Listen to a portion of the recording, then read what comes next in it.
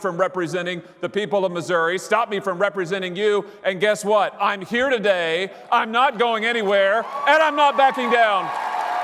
Not a chance. Not a chance. And neither are you, am I right? You're not going to back down. You're not going anywhere. I just want to say to those people who say to us, oh, you're the past. Your moment has passed. It's over. It's Joe Biden's America now. I just want to say, we're not the past. We're the future. We represent the future of this country. We represent the next generation of this country. We represent what's coming next. And there is no way that we're going to back down. We're not going to back down to the woke mob. We're not going to back down to the cancel culture. We're not going to be told what we can say or do. But listen, we've got to be honest, and we've got to face the challenges that are in front of us. And I tell you what, you know this or you wouldn't be here. You know that we are facing a crisis in our country. This is one of the great moments of crisis in American history. We're facing a fight for the republic itself, and we are facing an unprecedented alliance of radical liberals and the biggest, most powerful corporations in the history of the world. They are standing together. You know who I mean. People like Google, Facebook, have you heard of them? Twitter. These companies have more power than any companies in American history, and they're allying with the radical left to try to impose their agenda on this country. They want to run this country, and if we don't do something, they are going to. And we've got a word for that. It's called oligarchy. And that's what we're facing in America right now, and we've got a basic choice. We can have a republic where the people rule, or we can have an oligarchy where big tech and the liberals rule, and that is the choice, that is the challenge that we face today. It's a perilous moment. We have to stand up and take our stand on the Constitution of the United States and the Declaration of Independence, because last time I checked, the Declaration of Independence said that our inalienable rights to life and liberty come from God and not from government. Is that right? I mean, am I forgetting something? And I also thought, last I checked, I thought that the Declaration said that our rights come from God, not from Google. Is that right? I mean, last I checked.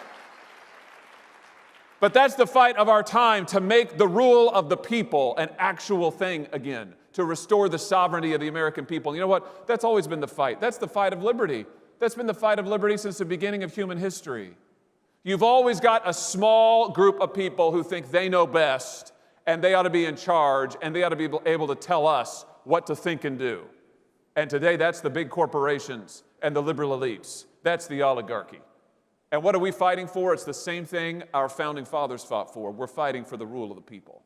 We're fighting to be able to have our own say. We're fighting to be able to run our own government. We're fighting to have real self-government in America, and that's what we're about. You know, you can see where the oligarchs want to take us. Just look at the last 2 months. The last 2 months, the big tech corporations have deplatformed conservatives left and right, shut them up, shut them out, shut them down. Heck, they censored the President of the United States. If they can censor him, they can censor any American citizen. And I've got my own experience with this, unfortunately.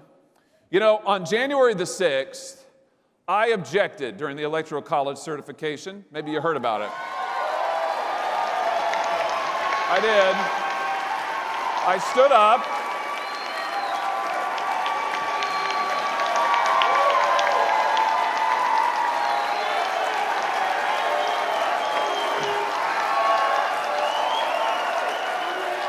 I stood up and I said, we ought to have a debate about election integrity. I said it is the right of the people to be heard, and my constituents in Missouri want to be heard on this issue. And so I did what, by the way, I did what our Democrat friends, my Democrat colleagues have done in every single election where a Republican president has won for the last 20 years. Do you know they've objected to 11 different states in certifications over the last 25 years, 3 different presidential elections? So I did that, and I said I want to have a debate on election integrity. And what was the result of that? Oh, you know what the result was. I was called a traitor. I was called a seditionist. The radical left said I should be resigned, and if I wouldn't resign, I should be expelled from the United States Senate. Well, as I said a moment ago, I'm not going anywhere. I'm staying right here. I'm going to stand up for you. Because if we can't have free and open debate in this country, we're not going to have a country left. If we can't have free and open debate according to the laws in the United States Senate, what good is the United States Senate? Why do you send anybody to Washington at all? I thought it was an important stand to take. And for that, the left has come after me. They've tried to silence me. They canceled a book I was writing called The Tyranny of Big Tech. These people have no sense of irony. Still going to get published, by the way. It'll be out soon. Not long to wait. They did all of that. It didn't work. But listen, that's just a slice of what they've done. A lot of people have had it a lot worse. I mean, they made lists of Trump voters. You know this. You can find online lists of Trump voters so they could go and try to punish them. One outfit in Washington is keeping a list of everybody who ever worked for Donald Trump, including White House interns, to try to make sure they can never get another job in Washington again. I was struck by this story about a gal named Cara DeMoplin. She's a lady with a business online. She does a consulting on how to get babies to sleep. Now listen, before you say, what do we care about that? I've got 3 little kids at home, including a newborn. My baby Abigail, my wife and I welcomed her on November the 9th, so she's just over 3 months old. Thank you. So we're really interested in sleep. I can tell you, in the Hawley household, we care about sleep. My wife knew of this gal, Cara DeMoplin, who had an Instagram online thing where she counseled people on how to get their babies to sleep. It was great. She had like 4 million followers. What happened? She supported Donald Trump. So what did they do? They came after her. Tried to shut down her accounts, tried to run her out of business. I just heard this morning, that a Christian worship leader at a church in this country who has worship albums he put out, he just got a call this morning from his corporate distributor, and they told him they're not going to distribute his next album. What was his sin? He supported Donald Trump in the election. This is what corporate America and the radical left is doing. This is what they're doing left, right, and center. And they're going to keep on doing it unless we do something about it. Now, the real question is, how do we get here? How do we get to this point that these oligarchs, these massive corporations in hock with the left, can do what they're doing? And you know the answer to that. The answer is that the policy experts in Washington, D.C., and the elected officials there for decades on end have let them do it. They have given them the power. How did big tech get so big? Washington gave away the store. That's how they got so big. Washington subsidized Google and Facebook. Washington subsidized Twitter. And what are these companies, these other mega corporations, these multinational companies, what have they done to repay the favor? No, you know, they've shipped our jobs to China. They paid our workers poverty wages. They have violated all of the principles that we hold dear. That's what they've done. That's what these companies, that's what they live to do. And the left is just fine with it. Because the left and these companies together, these oligarchs, they can impose their agenda on the rest of us, and that's exactly what they're trying to do. So what are we going to do about it? I mean, that's the real question, isn't it? In this moment of crisis, our country needs us to take a stand. In this moment of crisis, our country needs us to stand up and to say, we will not be ruled by giant corporations and the liberal elite. We will not be told what to do by these modern-day oligarchs.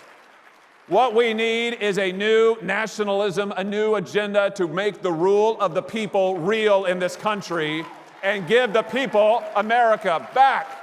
Give it back to them. Give it back to you. No more ruled by oligarchs, ruled by the people. That's what we've got to do. And I can tell you how I would start. I would start by breaking up the big tech corporations. Just break them up. Break them up in the name of the rule of the people. For the good of the American people and our liberty, we need to break those corporations up and cut them down to size. You know what? The Republican Party, once upon a time, we were the party of trustbusters. You know it? I mean, we invented the concept, basically. It's time to reclaim that legacy. It's time to reclaim that legacy. And not just for big tech, but for all of the huge multinational corporations that have sold us out to China, that have sold out our workers, that have sold out our jobs. They need to be broken up. And we need to have free, fair competition in this country again. That's what it means for the people to rule. We've got to stand up to China and not allow them to continue to push us over, to take our jobs, to cheat on trade. We've got to put American workers first, not illegal immigrants. Can I just say, by the way, on that subject, just on the subject of immigration, we get told all the time, oh, if you believe in a border, if you think that borders actually matter, if you think that citizenship actually matters, well, my goodness, I mean, you're a bigot. You're backwards. Can I just try to enlighten our liberal friends for a second? We believe in borders because we believe in citizenship. And we believe in citizenship because we believe in America. Citizenship, where I come from in Missouri, I grew up in rural Missouri, small town right in the middle of Missouri. It's a working class town full of good folks working hard to make it every day. And I can just tell you, where I grew up, we believe in citizenship because we're proud of it. We're proud to be Americans. And when you come to America, you join a family. And in this family, we stick up for one another. We protect one another. We believe in one another. That's what citizenship means. That's why it's worth protecting. That's why we need a border. Do you agree? I mean, that's what it is. And we've got to resist the attempts of the oligarchs to divide us. They will only succeed at the end of the day. They will only succeed if we do nothing and if we allow ourselves to be divided. You can see what their strategy is. I mean, we saw it this whole last year. We heard endlessly from corporate media, from big tech, from the left, how terrible our country is. We heard that we are systemically racist. You heard that once or twice? We heard that the real founding of the country wasn't in 1776, it was in 1619 or whatever. We heard that America is founded in lies and evil. I mean, that's what we've been told. All of that is false. All of that is a lie. America is not a perfect place, but it's a good place. More than that, it's a great place. It's the greatest nation in the history of the world. And part of standing up to the oligarchs in tech and in the media and the liberals is reclaiming our history and saying it is good, and we are proud to be Americans. We're proud to have lived in a country that started with nothing and became the greatest country in the face of the earth. We're proud to live in a country that liberated slaves, that liberated a continent that was under the thumb of Nazi dictatorship, that rebuilt the entire world after a world war. We did all of that. This nation did all of that. And are we perfect? Of course we're not perfect. It's like your pastor says at church. Have you heard this? He said, have you ever been to a perfect church? The answer, I haven't ever been. Maybe you have. The answer is no, of course not. Why? Because it's full of people. Every church is full of people. America's full of people, but it's full of good people. It's full of good people who continue to seek the light and continue to strive towards that more perfect union. Now, my friends, it's up to us to stand up and to remind our fellow Americans of what we believe together, of what we love together, and to tell the oligarchs who want to rule this country that their day has passed, that we are going to stand for the liberty that our forefathers fought and died for, and we are going to make it real again in this day. We can do it. We can do it. It seems now in this moment like the oligarchs and their allies are so powerful, but the truth is that the strength of America is always in the unheard voices of its people all across this great land. The strength is in you. The strength is in us together. And I just want to close with a line I've thought a lot about, a quote from Daniel Webster, who in some trying years of his own that he knew, a trying time before the beginning of the Civil War, he used to end his speeches in the United States Senate by saying, "Union now, union forever." What he meant was that for those who said that America's time had passed, that the country was hopelessly divided, that it was irredeemable, sound familiar?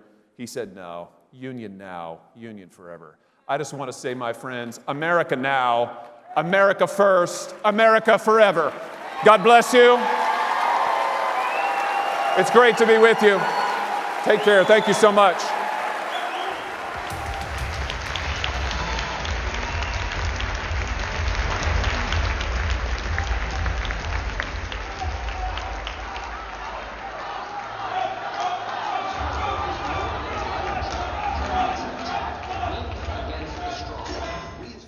Have ultimate faith